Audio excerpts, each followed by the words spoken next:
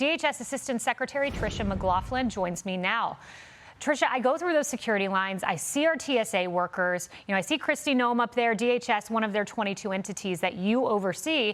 With Kristi is our TSA workers. What can we expect? Because we hear a lot about air traffic controllers, not so much about TSA workers. Kaylee, absolutely. Secretary Noem has been laser focused on this issue and making sure that American travelers still have the same standard of security. But with each passing day, American travelers are really going to be facing increased delays and increased implications that happen because our TSA workers are going without pay. As you mentioned, we have talked to many officers who they're sleeping in their cars. They have just tens of dollars left in their bank account. It really is becoming a huge issue, and they're having to face the question, do they put gas in their car to get to work to serve the American people, or do they stay back at home so that they can pay for groceries for their family? The fact of the matter is, Senate Democrats continue to put the American traveler in this terrible position. They also put the federal workers who serve Americans each and every day, and now are going on historic days without pay. Tricia, you just said there are TSA workers sleeping in their cars?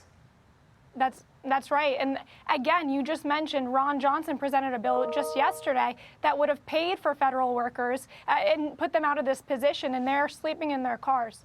Wow. And just 3 Democrats on board with that vote. It's unbelievable. And allegedly the party of the working man and woman there, not so much. Tricia, I do want to move on to some news that came out this week. There was an individual, his name was Sean Dunn, who flung a sandwich at a CBP officer.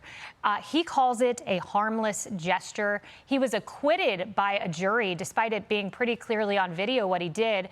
Let's listen to what he said in the wake of that exoneration by a jury.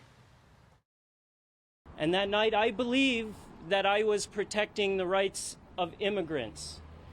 And let us not forget that the Great Seal of the United States says e pluribus unum. That means from many, one. Every life matters, no matter where you came from, no matter how you got here, no matter how you identify. You have the right to live a life that is free. Thank you. Sean, what does that have to do with throwing a sandwich? He didn't answer that question. What message does that send when you could just throw sandwiches at CBP officials? What an embarrassment. Can you imagine assaulting a federal officer and then getting up grandstanding, wagging your finger at the American public? The American people have a right to safety and security. That's exactly what the federal officers in Washington, D.C., what our ICE law enforcement, CBP officers are bringing to American streets every single day. And this is as they're facing a 1,000% increase in assaults against them. And it gets even worse than throwing a sandwich. We're seeing terrorist attacks against them, people shooting at them, rocks being pummeled at them. It's no laughing matter. And this is just another despicable example of people putting dangerous rhetoric out there that put our law enforcement in danger. You teed me up perfectly. Dangerous rhetoric. So you have the guy throwing a sandwich. Let's just let him off. No worries. Throw sandwiches at elected law enforcement officers. Then you've got the rhetoric coming from officials. Listen to this city council woman in Washington. She wants you to fight ICE. We've seen in other communities where it's been the community then taking it upon themselves to essentially fight back against ICE in their communities. So basically what we're letting our community know is, hey, from a city perspective, we really can't do anything, and it's upon you then to stand up and fight back against ICE in our communities. I can't support or advocate for that. Fight ICE. We are just about a month out from a terrorist attack, you noted, on ICE in Dallas. It's absolutely despicable, and we're seeing this time and time again from Democrat politicians.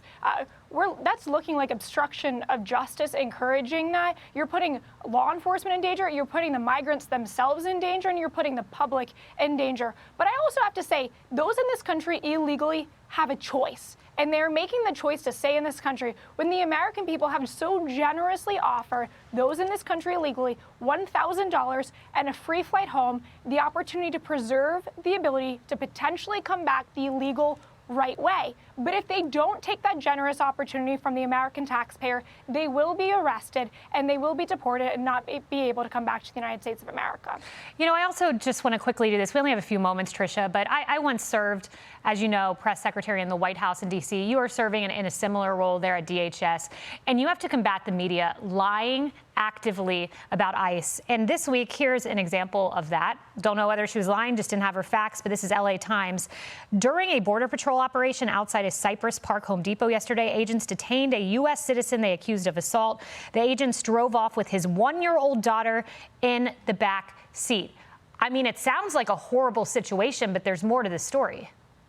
Oh, there's way more to the story. And we saw MSNBC and other politicians claiming that our ICE law enforcement kidnapped this child. What the truth is and what the facts are is that this individual, this father who was driving this car, he's a U.S. citizen, he has a child in the back seat. He left his car, went outside where there was an operation going on conducted by our CBP officials, and he came out wielding a hammer and began throwing rocks at our law enforcement. He was arrested, of course, for assaulting law enforcement. He abandoned the child in that car to assault federal officers. When he was arrested, it was found that there was a stolen gun in that car, and he also had a pending citation elsewhere out of New York. This is not a good individual, and yet the media continues, including the LA Times, to whitewash the facts and defend violent criminals who assault law enforcement. Oh, but the media made him sound so innocent. Tricia McLaughlin, keep up the great work. Thank you. Hey everyone, I'm Emily Campagno. Catch me and my co-hosts Harris Faulkner and Kaylee McEnany on Outnumbered every weekday at 12 p.m. Eastern, or set your DVR. Also, don't forget to subscribe to the Fox News YouTube page for daily highlights.